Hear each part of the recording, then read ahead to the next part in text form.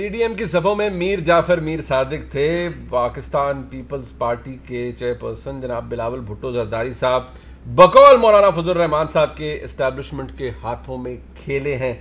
नासिर हुसैन शाह साहब, हुकूमत को तो वैसे क्या पीपल्स पार्टी, क्या मुस्लिम लीग नून, क्या मौलाना साहब, या अगर मैं ये कहूँ कि पूरी पीडीएम ने इतना कंफर्टेबल कर दिया है कि वो तो यकीन मानिए टॉक शोज में भी आके चाय पीते हैं, सुकून करते हैं, ज्यादा रौला या जिसे कहते हैं खप वो ऑपोजिशन की डली हुई होती है। लेकिन जरा डील बता ही दें फिर लोगों को, शाह जी के कौन सी डील थी जो आपने एक्सेप्ट कर ली और मौलाना साहब ने इनकार कर दिया था, और क्या वाकई बिलावल भुट्टो जरदारी साहब कुछ खेल गए या किसी के हाथों में खेल गए?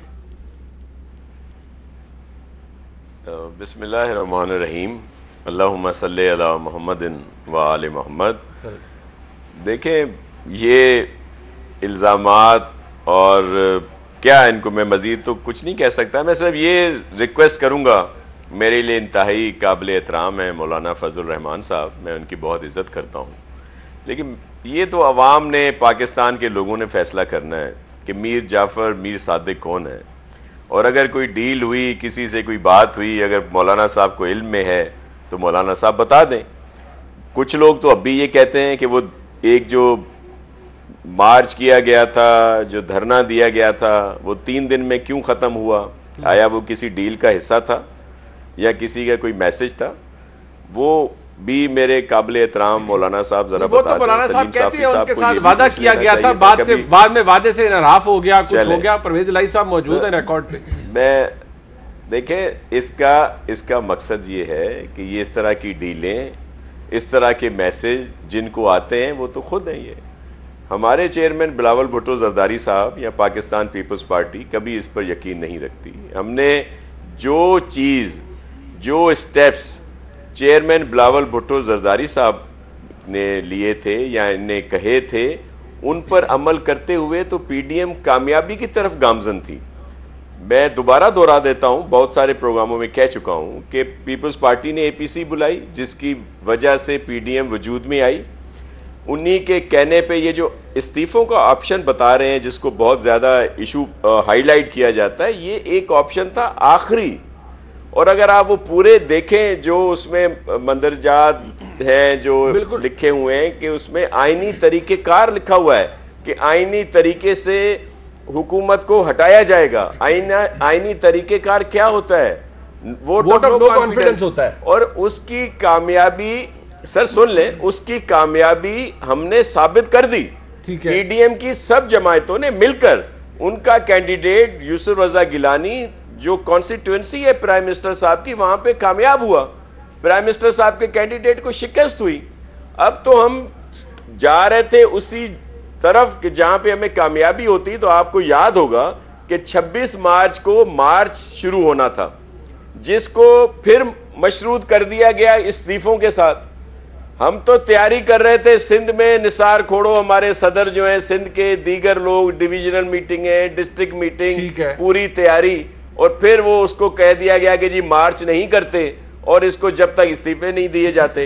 अब अगर चेयरमैन साहब कह रहे हैं कि भाई अगर इस्तीफे ऐसे ही हैं तो आप क्यों नहीं दे देते? अगर उनका कोई असर पड़ता है, आर्गुमेंट अपनी जगह दुरुस्त है, आईनी तौर पर, कानूनी तौर पर ठीक है, आप इसे यकसर मुस्तरद कर रहे हैं, कोई डील नहीं हुई। और मौलाना साहब कहते हैं कि डील ऑफर हुई थी, मौलाना साहब को भी हुई थी। नहीं, बिल्कुल ऐसी बात। ठीक है, पीडीएम के बड़े जिम्मेदार ओहदेदार मैं कहूँ, पाकिस्तान मुस्लिम लीग के तो मरकजी रहनुमा हैं डॉक्टर तारिक फजल चौधरी साहब, ये बात आज मौलाना फजल रहमान साहब ने सलीम साहब को कही है, ये डील वाली बात, और वो मतलब इस तरह की बात अलेज करते हैं।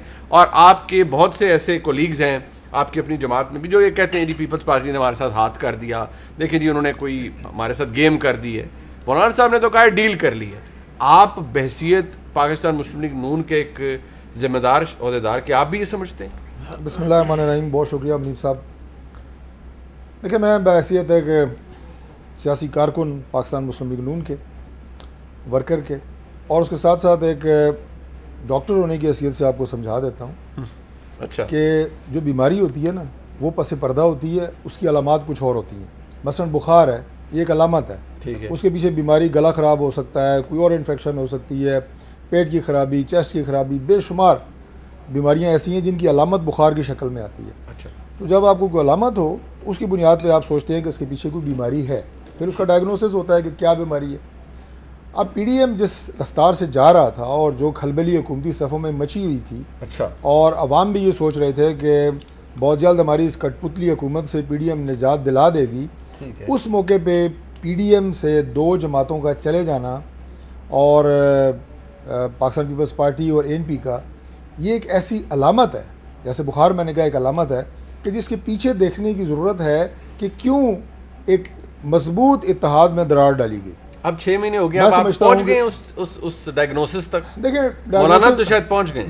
मौलाना साहब तो स्पेशलिस्ट डॉक्टर हैं, अच्छा, हम जरा अभी जूनियर डॉक्टर हैं, अच्छा, तो उनके डायग्नोसिस को मैं चैलेंज नहीं कर रहा, लेकिन मैं ये समझता हूँ कि आप कनकर कर रहे हैं उनके डायग्नोसिस। अगर मैं इसको इस तरह लूँगा कि अगर ये दरार ना पड़ती, पीडीएम मुतहद रहता, आप यकीन करें कि अवाम की जो उमंगों की तर्जुमानी थी वो पीडीएम कर रहा था, ठीक है। और मुझे बिल्कुल, ये मैं आपको पूरी यानी वसूख से बता रहा हूँ कि हुकूमती जो मेंबरान असम्बली हैं, ज़ाहिर है हमारी रब्ते रहते हैं, घबराए हुए थे, डॉक्टर साहब गवर्नमेंट जा रही है कि 30 को जा रहे हैं, फलाने तारीख जा रहे हैं, उससे पहले पीडीएम फॉल फ्लैट होना शुरू हो गई थी।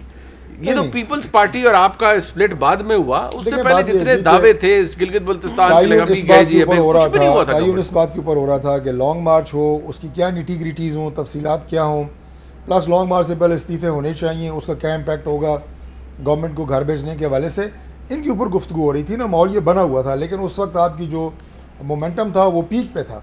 अब देखें जब ये स्प्लिट हुआ, जो कि अनफॉर्चुनेट है पीडीएम में, उसके बाद हुआ क्या, जो आपने अभी अपनी गुफ्तगू में कहा, हुआ ये कि आज हर प्रोग्राम में आपको पाकिस्तान तहरीक इंसाफ के जो नुमाइंदगान हैं, तर्जुमान हैं, वो आपको खुशियों के शादियाने बजाते हुए नजर आते हैं। वो तो आप एक्नॉलेज करते हैं। सबसे बड़ी बात यह है कि हर प्रोग्राम में उन्हें एक पतली गली से निकलने का मौका मिल जाता है। बिल्कुल, वो अच्छा, ऑपोजिशन की नाअहली की वजह से तमाम तर नालायकियाँ, नाअहलियाँ जो बदरजा उत्तम मौजूद हैं, अच्छा, और दिन ब दिन नालायकियाँ और नाअहलियाँ आपको नजर आ रही हैं, ये एक्सपोज हो रहे हैं कि ये इंतहाई नालायक लोग हैं, चोर हैं, करप्ट हैं, लेकिन उसके बावजूद उस तरफ कोई मौजूद गुफ्तगू बन ही नहीं रही। ये बात ना कोई टॉक शो में बात करता है, ना कोई एंकर हुकूमत की नालायकियों में बात करता है। ऑपोजिशन है।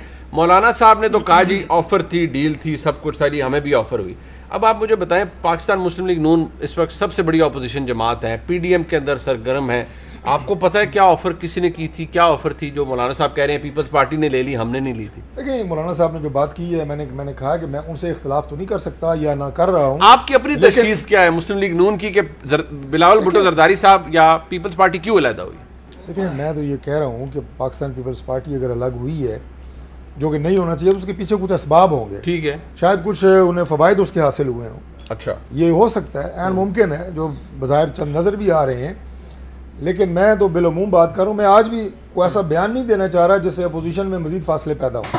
अभी आपने बिलावल भुट्टो ज़रदारी साहब के बयान सुनाए, जी जी, मैं नहीं कहूँगा कि ये अफसोसनाक है, इसलिए कि जितना अपोजिशन की सफ़ों में फासला बढ़ेगा, जितनी दरार ज़्यादा होगी, इतना इस कठपुतली हुकूमत को फ़ायदा होगा। बट एक बात कहना कि जनाब एक दूसरे को आप इस हद तक चले जाएँ कि पॉइंट ऑफ नो रिटर्न पे आप पीपल्स पार्टी पे समझता हूं कि डॉक्टर साहब इल्जाम लगाते हैं जी कि उनको कोई, या चलें आप कहते हैं एलेज करते हैं, या आप सोचते हैं कि उनको कोई फायदा हुआ होगा। मौलाना साहब ने कहा जी एस्टैब्लिशमेंट के हाथों में खेल गए, ये मौलाना साहब फरमा रहे हैं।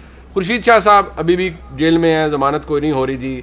जरदारी साहब के केसेस हैं जी, आ रहे हैं जा रहे हैं। जमानतें यहाँ किसकी हो रही हैं? आपके लोगों की हो रही हैं। शहबाज साहब बाहर हैं, बाहर आ गए, ठीक है, केसेस ज़रूर हैं, चल रहे हैं। मियाँ नवाज शरीफ साहब इस वक्त एज वी स्पीक बाहर हैं, और पीपल्स पार्टी ये समझती है कि वो किसी खास अरेंजमेंट के तहत और एक प्रेफरेंशियल ट्रीटमेंट के तहत बाहर है। पीपल्स पार्टी ने क्या फ़ायदा हासिल कर लिया? मैंने दोबारा आपको मैं ये कहूँगा कि मैं किसी ऐसी डिबेट में बिल्कुल नहीं जाऊँगा कि जिससे जमातों के अंदर मजीद तफरीक पैदा हो। ऑलरेडी जितनी पड़ गई है उतनी काफ़ी है, ठीक है, मैं उसमें अपना कोई हिस्सा नहीं डालना चाहता कि जनाब ये पीपल्स पार्टी ये फ़ायदा ले गई और फलाना ये फ़ायदा ले गया। अगर अपोजिशन इकट्ठी होगी, तो आप मौलाना के बयान से डिसोसिएट कर रहे हैं खुद को कि मैं कुछ भी नहीं कहता, या आप कहते हैं कि मैं एग्री करता हूँ? मौलाना नहीं, मौलाना साहब पीडीएम के सरबराह हैं, मौलाना साहब अपनी उनकी एक इंडिपेंडेंट जमात है, मैं उन्हें मैं एंडोर्स करने की पोजीशन में उन्हें डिसएग्री कर रहा हूँ। लेकिन हैविंग सेड दैट, मैं ये कहूँगा कि कल अभी पीडीएम की जो मरकजी हमारी मजलिस आमला है उसका इजलास हो रहा है, मजीद स्ट्रेटजी बनेगी और हम कोशिश कर रहे हैं, डॉक्टर साहब बनेगी। ख्वाजा आसिफ साहब कह रहे हैं कि अब तो वो वक्त ही गुजर गया, आपके सीनियर रहनुमा आपकी जमात के, वो कहते नहीं अब वक्त गुजर गया, गवर्नमेंट इतनी कंफर्टेबल है, उन्होंने नहीं साढ़े को टिक दी। नहीं, कंफर्टेबल गवर्नमेंट बिल्कुल भी नहीं है। रोजाना की बुनियादों के ऊपर जो गवर्नमेंट लगेगी तो आपको यही जो उनके तर्जुमान है वो तो आपको खुशियों के शादियाने बजाते हुए नजर ये आएंगे। अभी